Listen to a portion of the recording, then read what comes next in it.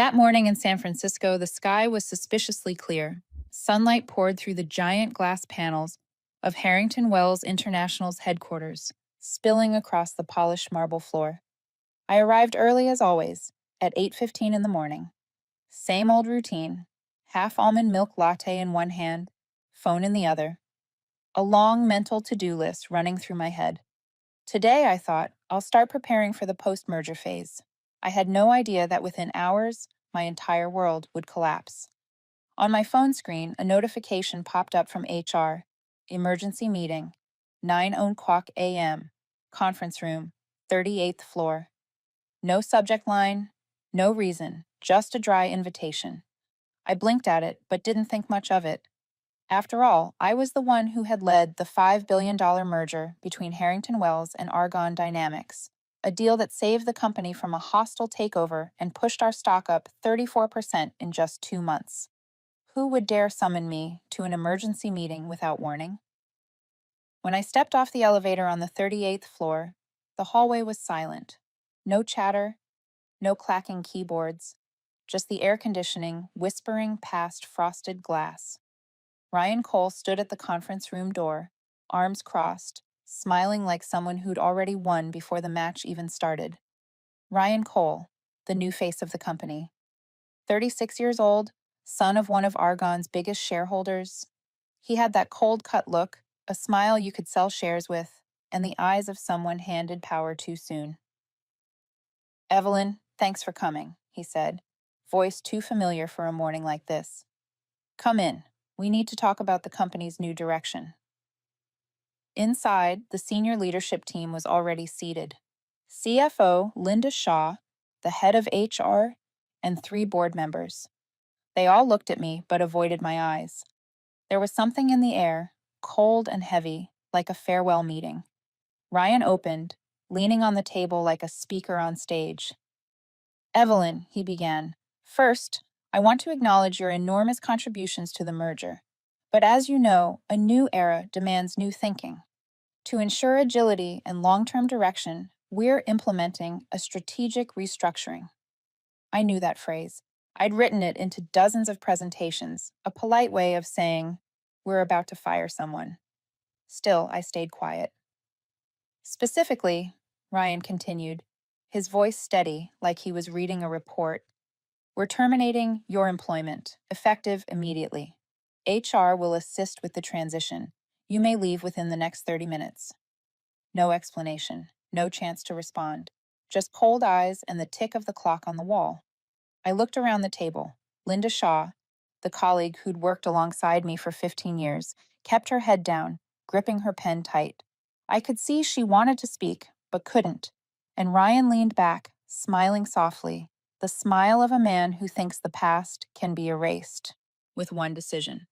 "Strategic restructuring," I repeated slowly, my voice still calm. "Interesting. Do you already have the strategy or just the restructuring part?" He smirked. "My strategy, Evelyn, is to bring this company into the 21st century. And that starts with letting go of certain old legacies." "Old legacies?" I tilted my head. "You mean the $5 billion merger I just completed?" Silence filled the room. He didn't answer, only gestured for the 2 security staff waiting outside to step in. I rose from my chair. "No need, I know the way." I gathered a few small things into my bag, a silver fountain pen, an old notebook, and a USB drive. As I walked out, the entire open plan office seemed to hold its breath. All eyes followed me. Some people stood, some looked away. I caught the whisper, "She's been fired?"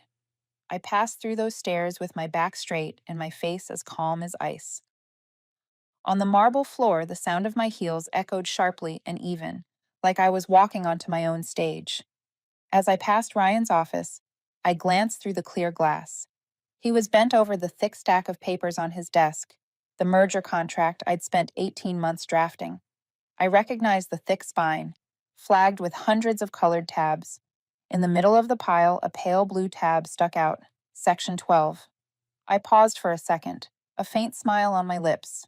Maybe he hadn't read that part yet. When the elevator carried me down to the lobby, the steel panels reflected a different woman at me. Not a vice president of strategy, not a symbol of success, but someone just cut from the empire she'd built. Yet inside, I felt no collapse. I felt strangely at peace. Because I knew one thing: in the corporate world, real power doesn't sit in the chair. It lives in the fine print no one bothers to read. I stepped out of the building. The morning wind brushed my face, carrying San Francisco's familiar salty tang. The city still roared. Streetcars still clanged up the hills. People still hurried past each other, unaware that a life had just been erased on the 40th floor. I stopped and took a deep breath. The air felt cold and clear, like freedom itself for the first time. And maybe, somewhere out there, you've had a morning like this too, haven't you? A morning when you walked out of an office or a meeting or even a relationship, feeling like everything you built had just been wiped away. If you're hearing me tell this story on your commute, stuck in Los Angeles traffic, or sipping your coffee in Seattle, I want to ask you honestly, have you ever been forced to start over? I have, and believe me, it's not the end. It's only the opening line of a new chapter I haven't written yet. I don't remember how long I walked down Market Street that morning. The city blazed with sunlight, but inside me was a strange stillness. My phone kept buzzing. Messages from colleagues, a few predictable, so sorry texts, and a missed call from Linda Shaw. I turned it off. I needed silence. When I finally reached my apartment on the 27th floor overlooking the bay, my blazer still smelled of office perfume and tension. I set my bag down, opened the window, and let the air rush in. In my mind, Ryan's image was still sharp. That smug smile, the thick contract on his desk, and the pale blue tab sticking out from the middle. I brewed a cup of black tea, then sat at my desk. From the bottom drawer, I pulled out an old wooden box. Inside was the original merger contract between Harrington Wells and Argonne Dynamics, the version I kept after the signing. Over 3,000 pages marked with colored tabs. I flipped through them: finance, HR, intellectual property, tax provisions, until my hand stopped at one small label written in fine ink: Section 12, Subclause E. I smiled softly. Still there. 3 months ago, during a negotiation that ran past 3 in the morning, I'd added that clause. No one noticed. Everyone just wanted the deal closed before the deadline. The lawyers from Argonne skimmed through and signed. Ryan, then merely the heir apparent, had no authority to touch the legal framework. The clause was titled the Continuity Integrity Clause. Sounds dry, doesn't it? But inside it lay what I called the insurance for the company's soul. Its contents were crystal clear. Within 12 months following the completion of the merger, any termination of employment involving a key member of the strategic integration team, including the vice president of strategy, shall be deemed termination without cause.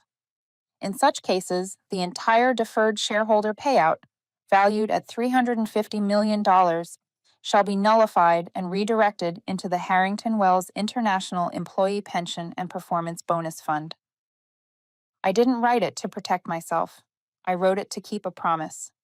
3 years ago, when Harold Wells, the founder, was still in charge, he once told me one evening on the rooftop of the old building, "Evelyn, never let people like Ryan Cole hold absolute power. They'll cut out the company's heart just to polish the balance sheet." I laughed back then, thinking he was being cynical.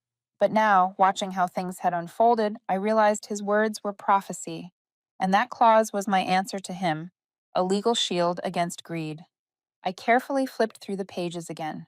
Ryan's signature still rested at the end of the document, right beside mine in the boards. He had signed it without reading, like so many who believe power shields them from consequences.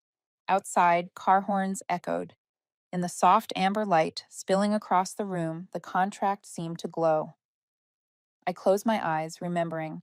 The sleepless nights spent perfecting every detail of it.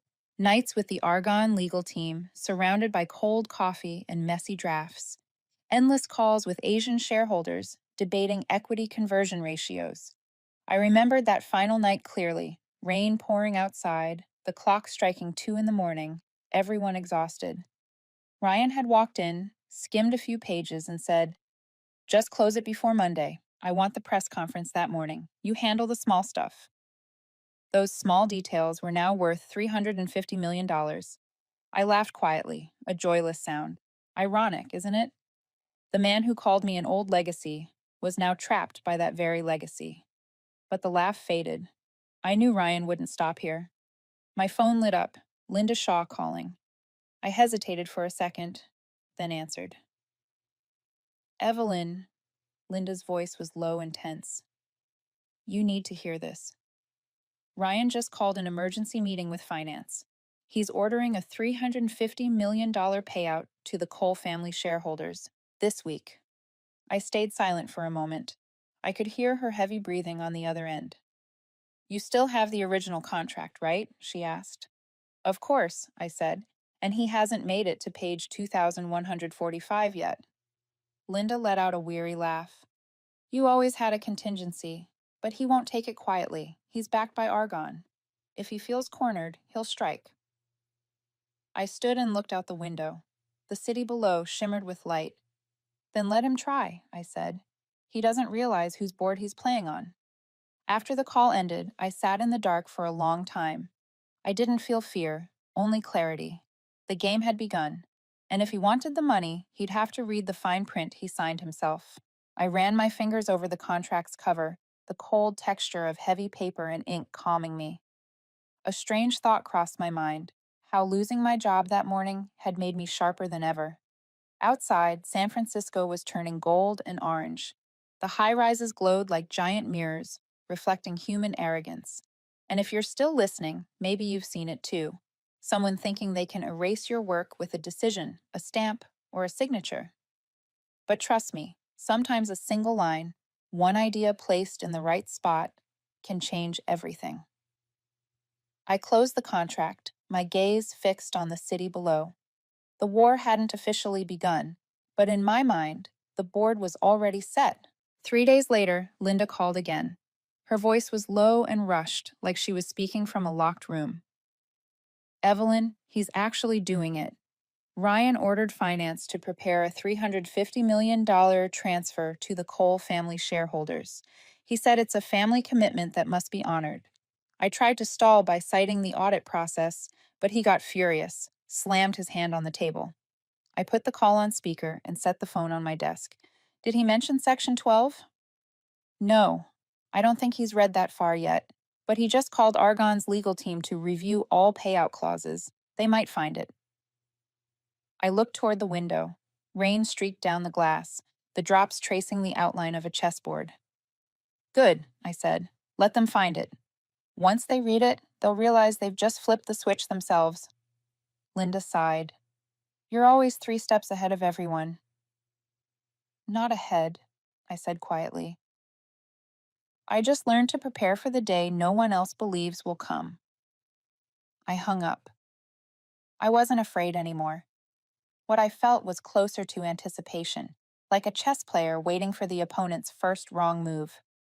That afternoon, I sat at my old cafe near the Embarcadero. The wide glass window faced the bay. Steam from my cappuccino curled into the gray light. I opened my laptop and logged into the company's internal archive. My temporary access was still active. Part of me wanted to see if Ryan had touched any of the documents yet. And just as I expected, the system log read, User R. Cole, File Accessed, Merger Agreement, Final PDF, page 2145. I laughed out loud. He'd found it. Less than an hour later, Linda texted, He's losing it. Emergency meeting. Lawyers in the room. I could picture it. Ryan standing at the head of the table, the contract spread open, lawyers bent over it. One of them, probably David Berman from Argonne, frowning, flipping the page again before looking up. Mr. Cole, the lawyer must have said, if this clause is valid, terminating Ms. Carter automatically nullifies the shareholder payout. The entire sum redirects to the employee pension fund. There's no reversal unless she's reinstated within the first 12 months. I could almost see Ryan's face at that moment, a mix of disbelief, anger, and humiliation. Around 5 p.m., my phone rang. Unknown number. I answered. Evelyn Carter? Yes. This is Grant Michaels, legal counsel for Argonne Dynamics. We need clarification on a few points in the merger agreement you drafted. I took a slow sip of coffee. I'm no longer employed at Harrington Wells, Mr. Michaels. You should talk to your CEO. Mr. Cole asked me to work directly with you. The clause you inserted. I didn't insert anything, I interrupted, calm but firm. Everything was approved by both boards. You'll find the signatures on page 3206. There was a pause on the line. Do you realize this has frozen the payout process? He asked. I do, I said. That's exactly what it was designed to do. It's called the Continuity Integrity Clause, Mr. Michaels. Not an accident. I heard a sharp breath, then the rustle of papers. The call ended quickly. Later that evening, while I was making a simple dinner, the phone rang again. This time it was Linda. Evelyn, you won't believe this, she said fast. Ryan just threw his coffee mug at the wall. He said he'll neutralize that clause no matter what it takes. He just hired a private legal team, Weston and Blake. I set the knife down. Weston and Blake? He's serious then. He told everyone in the meeting, and I quote, "There's no one in this company smarter than me. I'll make her regret playing legal games with me." I stayed quiet for a moment, then said, my voice steady as steel, "Regret is for people who aren't prepared, Linda, and I'm never unprepared." After I hung up, I sat alone in the quiet kitchen, the warm light glinting off the countertop. Ryan had revealed his true self. He didn't just want the money, he wanted to win, to erase me like an outdated memory. And that, I thought, would be his downfall. The next day, rumors spread fast. Internal media ran headlines. Bold restructuring under young CEO Ryan Cole, a new era for Harrington Wells. I read the article silently. He was shaping his image as the fearless reformer, the man who dared to do what others wouldn't. The PR story was flawless, too polished, and I knew behind it was a hand trembling with fear. That afternoon, I called Linda back. What's his next move? He's meeting with Weston and Blake. They're exploring ways to prove your termination was for cause, so they can salvage the payout. I laughed. If he wants to prove that, he'll have to bring every internal document into court. And when he does, everyone will see he never read the contract before signing. Linda chuckled softly, still nervous. You're really not afraid, are you? I don't fear men like Ryan, I said. I just respect consequences. After the call, I opened my laptop and added a few notes to a personal file named Project Mirror, a backup archive of every email, draft, and meeting memo tied to the deal. If Ryan wanted to play legal chess, I'd play too, but on a board where the law stood on my side. Before shutting down, I paused and looked out the window. The city was wrapped in fog, Bay Bridge lights glittering like shards of glass scattered across the water. If you're hearing this now, maybe you're out there somewhere, driving through the rain or waiting for a subway in New York. I wonder, have you ever met someone like Ryan? Someone so confident they don't even read what they sign, convinced that power will save them from their own mistakes? If you have, remember this. Arrogance is the most dangerous blind spot, and it's in that darkness where people like me, the ones pushed aside, find our light. That night, as I went to bed, my mind wouldn't rest. In my dream, I was back in the 38th floor conference room where Ryan once declared his strategic restructuring. Only this time, he was sitting alone, the contract open before him on page 2145. I said nothing. I just stood there, smiling. Because I knew, from the moment he read the first line of that clause, the war had officially begun. The next morning, the fog over San Francisco was so thick it swallowed the skyline. The city felt like it was holding its breath. I knew what that meant. Ryan had begun his counterattack. Linda called me at 8. Her voice was low and hurried, like she was whispering inside an office. Evelyn, he just signed with Weston and Blake. They've been hired to handle what he calls the legal legacy of the merger deal. I let out a quiet laugh. So I'm the legacy he wants to erase. Is that it? She hesitated before speaking again. You don't know the worst part yet. He's told the comms team to leak that you manipulated consulting budgets during the Argonne negotiations. He's trying to paint you as corrupt. I leaned back in my chair, my voice steady and calm. then it's war. But Linda, he's forgetting one thing. I wrote the internal audit protocol he's about to tamper with. While I sat in my quiet apartment, Ryan Cole was on the 38th floor, in the main boardroom of Harrington Wells. He stood before the wide glass window overlooking the city, its reflection slicing across a face twisted with anger. "She thinks she's smarter than me," he said darkly. "I'll show her what real power looks like."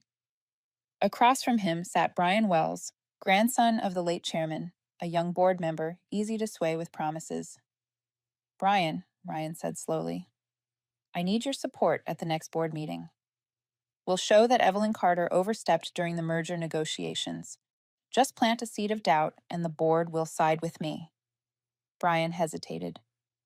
"Are you sure? She did a lot for this company." Ryan gave a thin smile.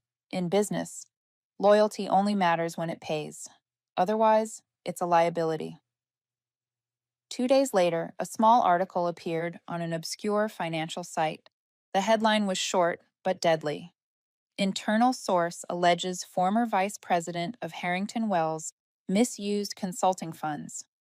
No evidence, just vague quotes. But in finance, a rumor is enough to ruin. The story spread fast. Within hours, messages flooded in, colleagues, contacts, even journalists. "Evelyn, what happened?" I didn't answer. Silence was a strategy. Ryan wanted me to react, to defend myself, to give him ammunition. But I'd learned the opposite. Sometimes the best counterattack is to let your enemy take the first wrong step. I sat at my small desk, opened my laptop, and pulled up my private archive, a vault of 15 years of data. Every contract, memo, and record was there. I began sorting, aligning everything into a timeline. I needed to find the link between Ryan Cole and Argonne Dynamics. Something told me it existed, and if it did, I'd uncover it. By the 5th day, the bank notified me that my account had been temporarily frozen for internal review. I wasn't surprised. It was Ryan's next move. I leaned back and closed my eyes, then laughed softly. When someone pushes too far, they start exposing their own weaknesses. I opened my contacts and called Alan Pierce, an old friend and one of the best M&A attorneys in New York. "Alan, I need your help," I said. His calm, steady voice came through. "Who'd you piss off this time, Evelyn?" "I didn't piss anyone off. I just wrote a clause that cost a young CEO $350 million. He chuckled. "Got it. Tell me everything." So I did. Every detail, every move Ryan had made, from hiring Weston and Blake to planting corruption rumors. Alan listened in silence, scribbling notes. When I finished, he said, "We won't hit back head on. Just give him enough rope and let him hang himself." "You always make it sound so simple," I said, half laughing. "It's not simple," he replied. "It's chess." And he just opened with a losing move. Alan told me to gather proof that Ryan had prior knowledge of Section 12 before he signed. If he was informed, or even present in a single meeting about that clause, we win. I followed his advice. In thousands of files, I remembered a string of emails from the final night of negotiation, the one that ran past 3 in the morning. I had sent the last update of the clause to the entire Argonne legal team and to Ryan Cole, then acting as the partner liaison. I opened the backup and read carefully. The message said, "I've finalized revisions to Section 12, Strategic Continuity. This version includes the protection clause for key integration members during the first 12 months. Please confirm you've reviewed it." And right there, among the recipients, was Ryan Cole. He had received it. He knew. He'd even replied with a short line, "Reviewed. No issues." I leaned back, staring at the ceiling. That was it, the bullet I needed. Not just proof he knew, but proof he'd deliberately ignored it. I called Alan that night. "I found it," I said, calm but shaking with adrenaline. "The signing night email, his replies right there." "Perfect," Alan said without hesitation. "Send it over. Tomorrow I'll prepare a legal memo for Harrington Wells's audit committee." While Alan and I compiled the evidence, Ryan made his grand appearance on CNBC. I watched over breakfast as he sat beneath the company logo, talking about innovation, transparency, and bold leadership. His voice was smooth, his smile confident, as if he already owned the world. I didn't feel angry, I felt pity. Because while he bragged about the bright future ahead, Alan and I had already filed the first report with proof that he had been notified of Section 12, acknowledged it, and still violated it knowingly. I closed my laptop and took a deep breath. Outside, the city was still blanketed in fog, but I could see a faint glimmer of light cutting through it. If you're hearing this, maybe you've met someone like Ryan Cole, a person who believes a loud voice and a shiny business card can erase the truth. But truth has its own way of surviving, and sometimes it's written by the very hand they once underestimated. That night, I sat by the window, watching small boats drift across the bay, their lights shimmering on the water. The city didn't sleep, and neither did I. In the darkness, I realized something. I wasn't the woman who'd lost her job anymore. I was the one holding the truth, and the truth was about to speak. The next morning, I woke earlier than usual. The San Francisco sky was a pale gray, streaks of fog sliding through the glass like thin fingers. I stood by the window, took my first sip of coffee, and knew today was the day the investigation began. My phone rang at exactly 8. Alan Pierce. His voice was low, steady, the kind that sounded like it had been awake for hours. Evelyn, I've sent the preliminary report to the Internal Audit Committee, but if we want to expose the full truth, we'll need more data, everything about the payout process and the consulting fees he's trying to pin on you. We need to show not just that he knew about the clause, but that he's hiding something bigger. I understood immediately. Ryan wasn't just greedy, he was reckless, and recklessness always leaves a trail. I started at the simplest point, Harrington Wells's internal archive. Even after being terminated, my temporary access was still active for a few more days. The HR account closure process hadn't finished. I opened my laptop, logged into the old security system, and with every line of code I entered, my pulse quickened. In the folder labeled Financial Consulting Q2, dozens of cost reports sat neatly arranged. Most looked legitimate, except for one file with an odd title, Payment Adjustments, Special Review. I opened it. The first line made my stomach drop. A hidden expense of $18 million listed under special consulting services routed through a chain of shell companies. No clear recipient. Final approval, Ryan Cole. I leaned back, feeling the blood rush to my temples. He hadn't just wanted profit, he'd taken it. I called Alan immediately. Alan, I found it. An $18 million payment was buried through 4 subsidiaries. Final signature, his. He paused. You're certain? We need to verify before we move. I'm certain. His digital signature's right there. A beat of silence. Then Alan said, If that's true, this changes everything. This isn't a corporate dispute anymore, Evelyn. It's financial fraud. By noon, we were on a video call. Alan sat in his New York office, mountains of files behind him. His tone was sharp, deliberate. We'll handle this the right way, not for revenge, but so the law speaks for itself. I'll contact Margaret Ellis, the board's independent financial oversight member. She's clashed with Ryan before. If she sees the evidence, she'll trigger a special audit. I nodded. I remember her, the woman who never traded ethics for convenience. Exactly, he said. And you? Keep digging through your old correspondence. Anything tied to Section 12 or side payments. The more detailed, the better. I agreed. From then on, I lived like a detective in my own apartment. Each night, only the blue glow of the monitor, rows of data, and the rhythmic tap of keys kept me company. I retraced every step, emails, meeting notes, Ryan's, travel logs. Then, buried in an internal memo, I found something small but devastating. A message Ryan had sent to the legal department 2 months earlier. Ensure that the Employee Continuity Clause, Section 12, does not affect the payout process for Cole family shareholders. Adjust if necessary before notarization. I read it again and again, each word cut like a blade. He knew. He tried to change it, but he didn't make it in time. I snapped a screenshot and sent it to Alan. His reply came almost instantly. That's enough. That's deliberate contract tampering. I'm sending it to Margaret now. That evening, Margaret called me herself. Her voice was raspy, weary, but firm. Evelyn, I've reviewed the files Alan forwarded. Are you certain about their source? Yes. All was extracted from the internal server before my termination. I had full legal access. Good, she said. We'll launch a full internal audit starting tomorrow. But Evelyn, you should know. Ryan won't take this quietly. Once he finds out, he'll fight back harder. He might even weaponize the media. I smiled faintly. I expect nothing less, but I don't need the media on my side. I only need the truth. True to her warning, within 48 hours, Ryan struck back. An anonymous internal source leaked a story claiming I had inserted Section 12 for personal gain, and that a portion of the pension fund might revert to her team after activation.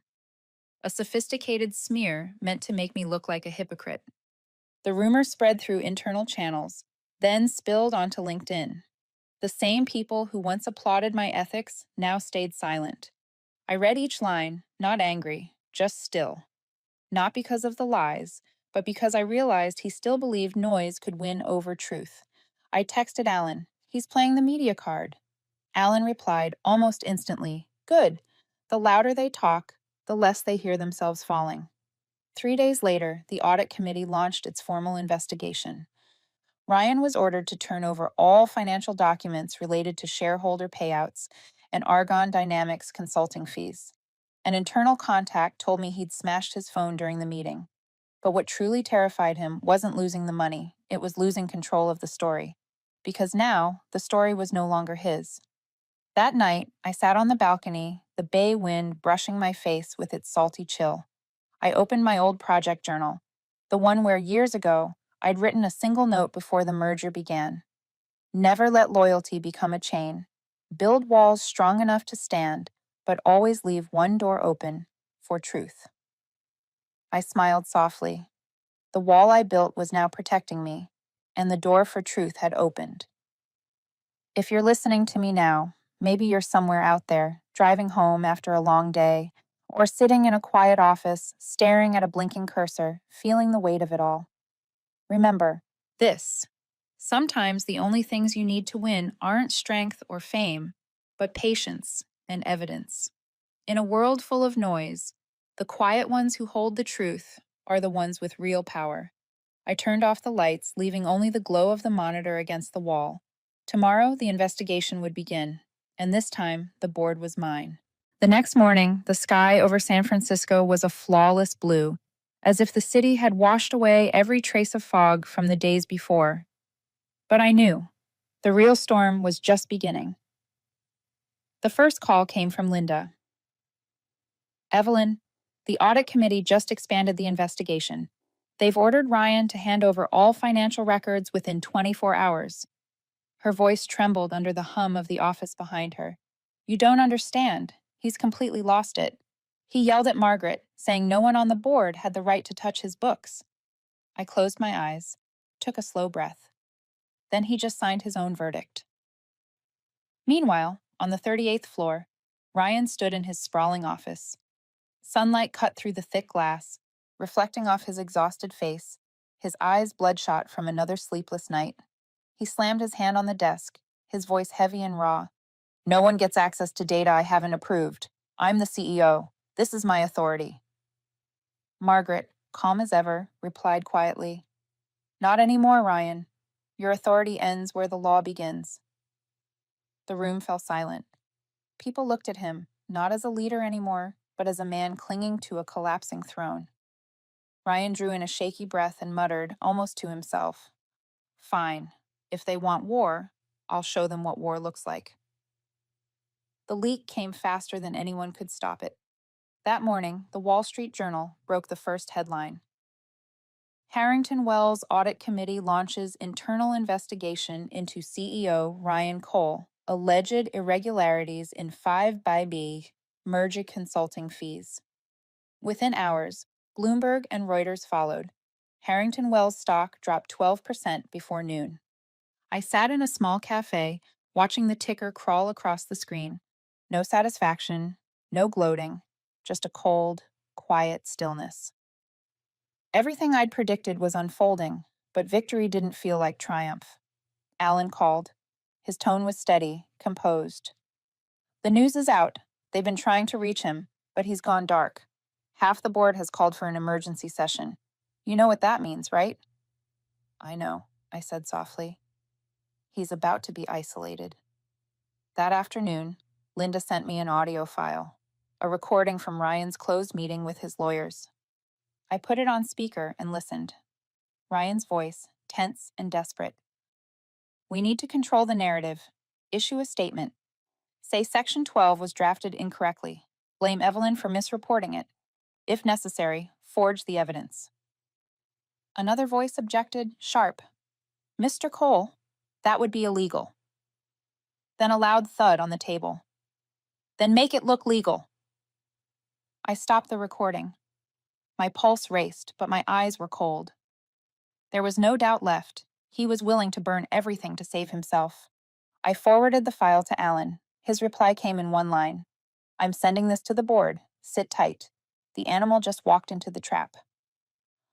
2 days later, the story exploded. A copy of the recording leaked publicly, and the entire corporate world heard Ryan Cole's voice admitting his intent to falsify records. By Monday morning, every financial network was running the story live. Across office lobbies, his face filled the screens, tense, pale, eyes hollow. The headline read, From Rising Star to Scandal's Center, What's Next for Ryan Cole? I stood among the crowd at Union Square, watching in silence. No anger, no pain, just the emptiness that follows a storm. A middle-aged man beside me shook his head at the screen. Such a shame. He had everything, power, money, opportunity, but greed always wants more. I looked at him and said quietly, and it always wants it faster than justice. That afternoon, Margaret Ellis called. Her voice was firm, but no longer distant. Evelyn, we've reviewed everything, the recording, the emails, the expense reports. There's no doubt. He acted with intent. What happens next? I asked. Tomorrow, the board convenes for a formal session. You'll be invited to testify, as the author of Section 12. I smiled faintly. Thank you, Margaret. She hesitated, then added, her tone softer, warmer.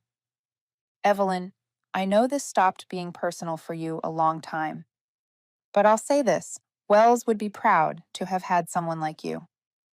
When the call ended, I sat there for a long time. Her words filled my chest with a quiet warmth, a feeling I hadn't known since the day I walked out of that building. The night before the hearing, I barely slept, not out of fear, but because I kept remembering everything. The late-night meetings, the contracts built on loyalty and sweat, the times I defended those labeled expendable. And Harold Wells's words echoed in my mind. When power falls into undisciplined hands, let the law be the last anchor. Tomorrow, that anchor would drag the ship back to the surface. The next morning, I walked into the headquarters for the first time in over 2 months. The last time I was here, security had escorted me out. Now I returned, not to apologize, but to stand for the truth. The hallway gleamed, lights reflecting off the marble floor. Each step echoed like a memory. At the far end, I saw Linda holding a folder, her eyes red but smiling. You have no idea how many people are waiting for this, Evelyn, she said. They want to see real justice. I nodded. We don't need loud justice, just honest justice. The boardroom that morning was silent. The full committee sat assembled. Ryan was there, pale, disheveled, dark circles under his eyes. Margaret, Allen, and Chairman Prescott were all present. I was called to speak first. I recounted everything calmly, step by step, how I wrote Section 12, how I sent the revisions, how Ryan confirmed he'd read it. I blamed no one. I simply told the truth, with the composure of someone who had nothing left to lose. When I finished, the room was still. Then, Chairman Prescott said, "Thank you, Ms. Carter. Your clarity is exactly what this company has been missing." He turned to Ryan. "Mr. Cole, do you have anything to add?" Ryan glanced around the table, his eyes hollow. He tried to speak, his voice breaking. I Did what I thought was best for the shareholders. Prescott's reply was calm but heavy. You're mistaken, Ryan. Shareholders don't need a king. They need someone who keeps his word. No one spoke again. In that silence, I knew it was over. By late afternoon, the announcement was official. The Harrington Wells Board terminates CEO Ryan Cole, refers case to federal authorities. The media erupted. Cameras, headlines, speculation everywhere. But amid all the noise, I said nothing. I simply watched the sunset through the window, the sky glowing gold, as if the city itself was finally exhaling. If you're hearing me now, maybe you've seen it too, a powerful person brought down. Maybe you've thought justice comes too late, but trust me, once truth begins to speak, no one can silence it. Because sometimes justice doesn't sound like a gavel, it arrives quietly in a single clause, written by the one who refused to look away. The news spread within hours. Ryan Cole was officially dismissed from his position as CEO of Harrington Wells International, and the case was immediately handed over to federal financial investigators. No more speculation, no more whispers. This time it was official, sealed, signed, and broadcast across every major network. I watched the report from my apartment, morning light spilling across my face through the glass. The anchor's voice was steady, almost detached. Following a series of findings regarding consulting expenses and contract manipulation, the Harrington Wells Board has unanimously voted to terminate CEO Ryan Cole. Company stock dropped 14% at market open, though analysts predict the decline will stabilize once an interim leadership team is announced. Each word landed like the final strike of a gavel. I stayed silent. There was no joy, no triumph, only the quiet closure of a chapter I'd been exiled from, a structure I had built and been cast out of. Meanwhile, on the 38th floor of Harrington Wells, Ryan Cole sat alone in an empty office, surrounded by cardboard boxes and newspapers with his photo splashed across the front page. His face was gaunt, his shirt wrinkled, his eyes hollow. Security personnel waited outside the door, polite but firm. They didn't need to speak. He knew it was time to leave. On the desk sat a single sheet of paper, a hastily written resignation letter, the signature jagged beside his deactivated access badge. When he stood, his fingers brushed against the bronze nameplate. Ryan Cole, Chief Executive Officer. Just weeks ago, it had been a symbol of power. Now it was nothing but cold metal. He stepped into the corridor, the harsh white light reflecting off his face, exposing the simple truth. The empire he dreamed of building had never truly belonged to him. The media swarmed. For 3 straight days, headlines stretched from New York to London. One read, "From Financial Prodigy to Cautionary Tale, The Fall of Ryan Cole." On social media, people replayed his old interviews, those smug sound bites about control, efficiency, and vision. Someone commented, "Tragic. But if you sign something without reading it, you deserve to lose $350 million. Thousands joined in, half mocking, half pitying. But to me, none of it mattered anymore. I had learned that real victory doesn't come from watching your enemy fall. Victory is standing in the wreckage and realizing you've kept your integrity intact after the world tried to take it from you. On the 3rd afternoon after the story broke, Margaret Ellis called. "Evelyn," she said, her voice composed but warmer than I'd ever heard it. "The board has reached a decision. They want you back." I smiled faintly. "In what capacity?" "For now, senior strategic advisor, but possibly more." I went quiet. In my mind, I saw the old office, my team, and the late nights spent holding the merger together. Then I asked, "If I come back, what's the first thing they need?" "Trust," Margaret said simply. "And you're the only one who can bring it back." That evening, I stepped outside. The city glowed as always, but it felt lighter, like it too was exhaling. I walked along the pier, watching the ferries drift slowly across the bay.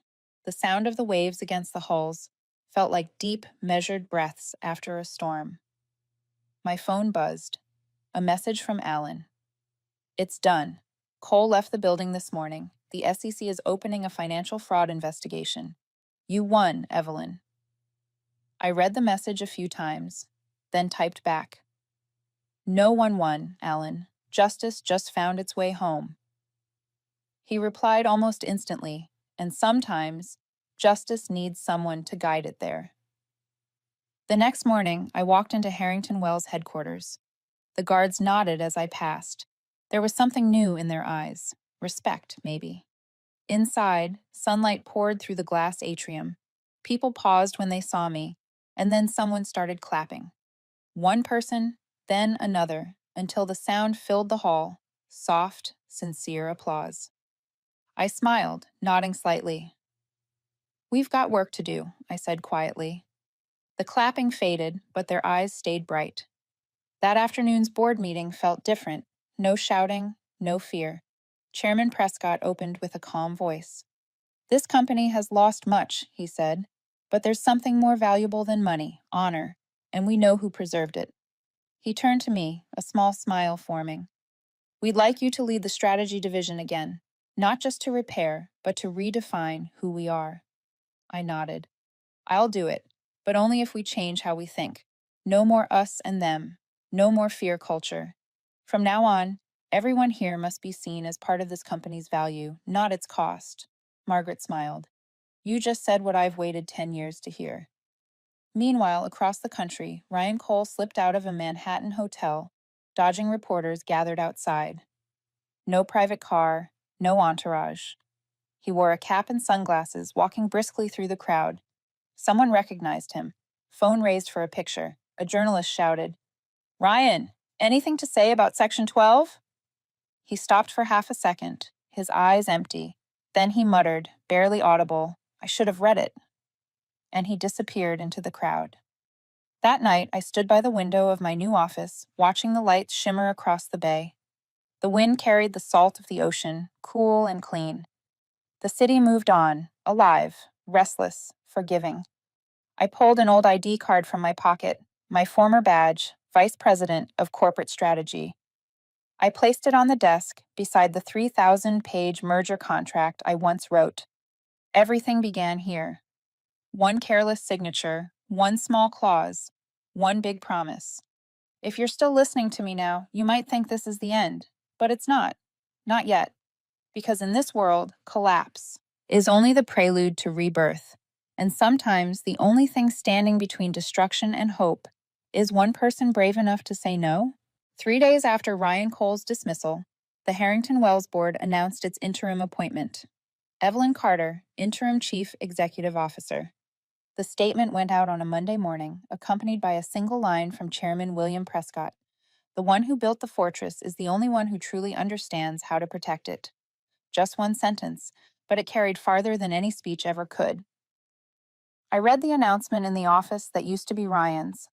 Morning sunlight poured through the glass wall, casting my reflection against it. What I saw wasn't the image of a victor or a woman avenged. It was someone handed a heavier responsibility than any before, to restore the soul of a wounded empire. My first day back felt different. People no longer hid behind polite greetings. They whispered, nodded, and in their eyes I saw something raw, trust, laced with fragile hope. Those who once avoided my gaze now stood when I walked by. Not because I was CEO, but because they remembered I had once been one of them. When I entered the main boardroom, the directors were already waiting. Margaret Ellis sat at the head of the table, calm and sharp as ever. She smiled, a rare, genuine smile. Welcome home, Evelyn. Thank you, I said. But home still needs a little fixing. Soft laughter rippled through the room. That sound, quiet but real, was the first sign of life returning to a place once suffocated by fear and arrogance. I started with the smallest thing, meeting each team, one by one. Not to interrogate, but to listen. In a small conference room, the engineering group presented a project that had been frozen since Ryan's tenure. One young developer spoke softly. We tried to pitch our platform upgrade, but he said not to waste time on things that didn't make instant profit, I asked. And if I told you to start again, what would you need? He looked up, eyes bright. Just the belief that our work won't be thrown away this time. I nodded. Then start today. One sentence, but it spread through the building like a quiet spark. For 2 weeks, I didn't sign a single contract or make a press statement. I just listened. Because when a company loses its direction, what it needs first isn't restructuring, it's resurrection of trust. On the 15th day, I called for a company-wide meeting. The auditorium was filled. The lights dimmed until only I stood on stage holding a microphone. No notes, no slides, just truth. I scanned the room and began. 3 months ago, I walked out of this building carrying an empty box. Today, I return not with power, but with responsibility. The room fell silent. We've lived through a costly lesson. A $5 billion merger nearly collapsed, not because of bad strategy, but because of arrogance. But Harrington Wells was never built on numbers. It was built on people, on all of you who stayed, who kept working even when your faith was tested. I paused, then said clearly, "So let me make this very clear. We won't chase speed, we'll chase value. We won't move fast, we'll move right." Applause rose, first from the younger staff, then from every corner of the room. I caught the glint of tears in Margaret's eyes. After that, the change became tangible. Finance was reorganized, no more shadowed transactions. HR reinstated a full employee benefits program, including the $350 million fund from the clause I'd once written.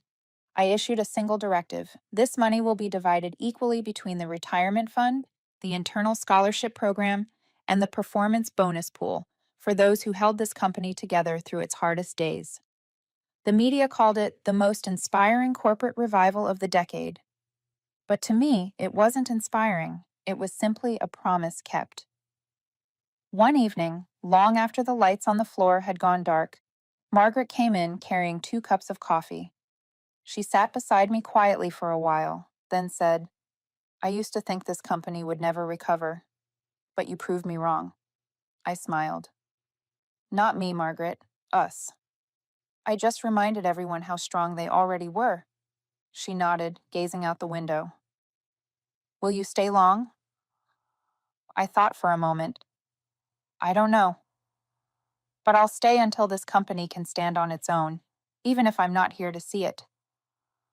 She looked at me, smiling with quiet understanding. "You sound like Harold Wells." I said softly, "I'm only continuing his legacy, loyalty to the right values." Late that night, I stepped out onto the balcony. The city glimmered beneath me, the wind from the bay cool but gentle. In the distance, the Golden Gate Bridge arched across the horizon, shining like a signature written across the sky. I whispered to myself, every contract, every signature, every clause tells a story, not of power, but of trust, and only those who write with heart are strong enough to protect it. If you're listening to me now, maybe you're on your way home after a long day, or sitting at your desk, wondering if your efforts will ever be seen. Believe me, people can strip away your title, your position, even your reputation. But the one thing they can never touch is the integrity with which you live and work. I took a deep breath and turned back inside. On my desk lay the same 3,000-page contract and the silver pen beside it. I opened to the final page and wrote one last line in the margin. When justice is written with intellect and honesty, it can never be erased. And I signed my name, Evelyn Carter, not as the one who was fired, not as the one who won, but as the one who began again. 1 year later, autumn in San Francisco carried the scent of roasted coffee mingled with ocean air. The city was still loud, still restless, but there was a calmness within the noise, as if last year's storm had faded into a distant memory. Harrington Wells had been reborn. From scandal to symbol, the company became a model of transparency and humanity. The media called it the most remarkable corporate revival of the decade. But to me, it wasn't a miracle. It was the result of countless people who chose to stay when everything fell apart. One morning, I walked past the conference room where I had once been fired. Now, it was filled with light. A painting of the Golden Gate Bridge hung on the wall, beneath it, a line of text. What's built to last isn't made of steel, but of trust. I smiled. Linda approached quietly. The painting was Margaret's idea, she said. She wanted the company to have a symbol, a reminder of why we exist. I nodded. A symbol's worth more than any building. That afternoon, I met with the new strategy team. Young faces, full of energy and ambition. A girl named Mia raised her hand. Mrs. Carter, when you wrote Section 12, did you know it would change everything? I smiled. No, Mia, I only wanted to protect people from greed. The fact that it saved the company, that was timing, not design. Doing what's right always finds its way back to you. She nodded softly, and I realized the next generation was ready. That evening, I met Alan at a small bar by the pier. So you're really leaving, he said, his tone a mix of sadness and respect. I've stayed long enough, I said. It's time to make room for others. He grinned.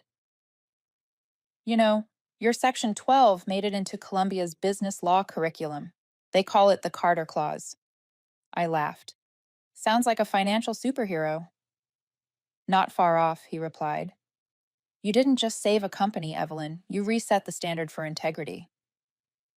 I grew quiet for a moment, then said, No clause can save the world, Alan. Only the people brave enough to write it and live by it. 2 weeks later, I attended my final board meeting. The mood was light, calm. Chairman Prescott spoke first.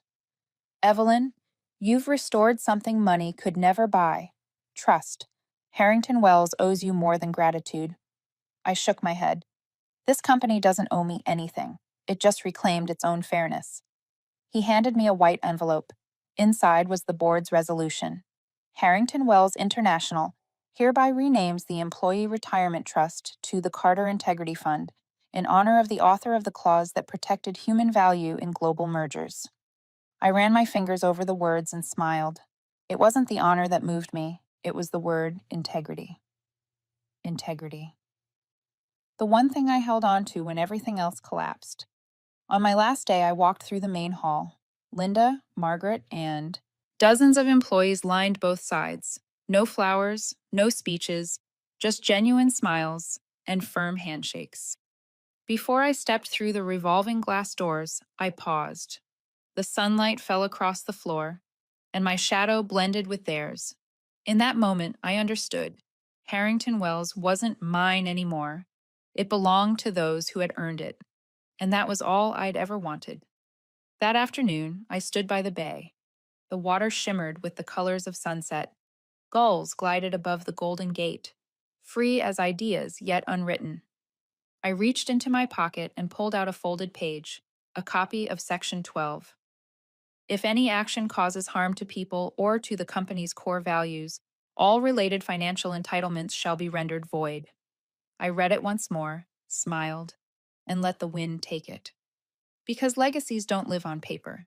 They live in the hearts of those who witnessed them and chose to live by them. If you're hearing this now, maybe you're standing in your own collapse, at work, in faith, or within yourself. Remember this: it isn't strength that saves us from ruin. It's the principle we refuse to betray. Because when everything else falls, integrity is the one thing that still stands. And that is my legacy. Not the $350 million, not the title of CEO, but Section 12's, a single clause written with truth.